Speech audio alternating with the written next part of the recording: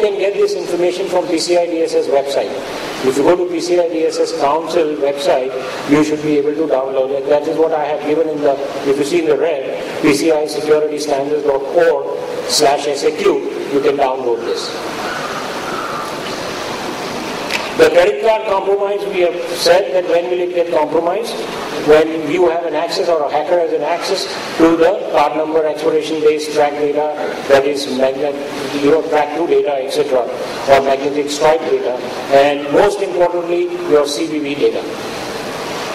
And ensure that you don't give out your CVV every now and then.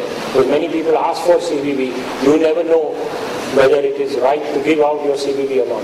Many times, and in fact I am also very, very skeptical about, say, when you go to the supermarket like Big Bazaar and all, you have those credit card companies, people or the direct sales agents, they come and say, okay, we want to give you this credit card free.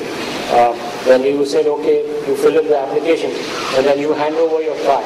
I don't understand why they want to take your existing cards imprint, both the back side and the front side. They will take a photocopy, assuming it is going to the bank, but at that point in time, it's a major risk because you are handing over entire credit card information in the form of a photocopy. So ensure that you don't hand out those.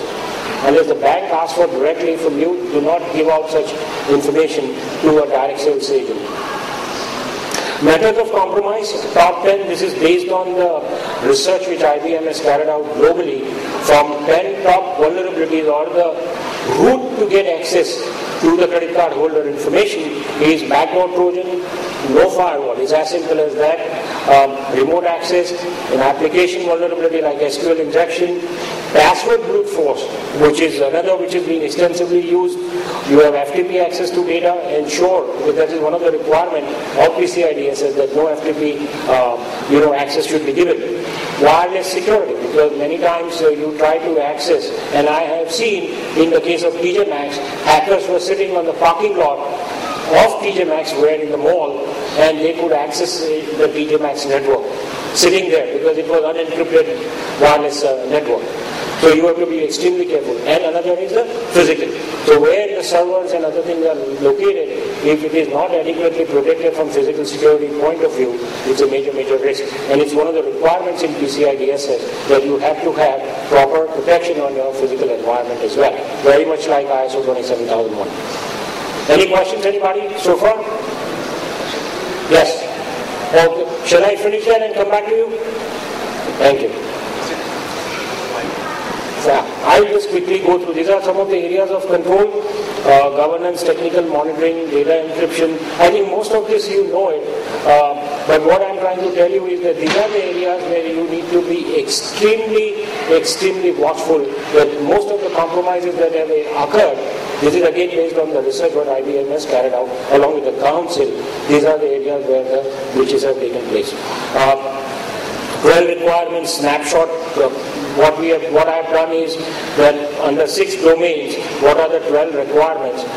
This side shows in the color the 12 major requirements under each domain, which is again available.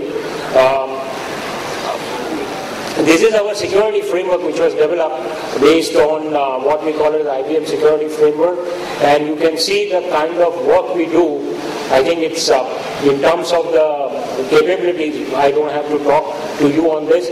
Go to IBM.com and just put anything, whether PCI DSS, security, application security. I'm sure each one of you can write a PhD dissertation. That's the kind of information, including red books, are available, free downloads. So I strongly advise you to go to IBM.com/security and you will get tons and tons of information. These are some of the facts and factoids and bits about, vis-a-vis some of the facts. What I am trying to tell you, this is available to you as a part of my presentation. But most thing which is important is this one. Most customers assume the businesses they deal with are PCI compliant. So don't assume. As a bank, as a merchant, as a service provider, everyone is responsible to ensure there is a compliance. And if you see the statistics, the global world is only 30% compliant. And most of the banks are non-compliant to PCI DSS when they are supposed to be, by enforcing on their merchants, service providers, etc. And all the requirements which I have highlighted in terms of those 12 requirements in 6 domains, they are applicable to banks as well, apart from merchants and service providers.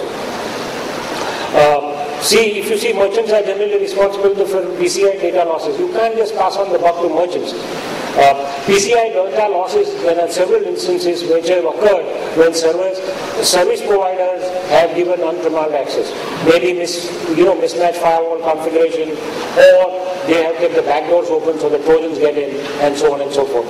So I think all the stakeholders are responsible when it comes to maintaining compliance. This is a quick roadmap of how any typical QSA or any consulting company like IBM can help you, right from a quarterly vulnerability scan to gap assessment to remediation plan development to fix the gap and implementation and management. So you can go to any of those kind of companies, including IBM, to ensure that your system is compliant to PCI DSS. This is an interesting slide. I thought when that again came out of IBM's own research, 50% of the domains, we have said 6 domains, if you see those 3 domains, which is touching almost more than 90, close to 100%, they are having 80% non-compliance. And one more slide if I show you, where the problem is the network segmentation or segregation, data encryption, monitoring logging, that means like firewall or IDS, IPS logs, and lack of policies and procedures. This is one more out of 12. If you see, again, 50% of the requirements under 12 areas, we have seen that 70% are still non-compliant.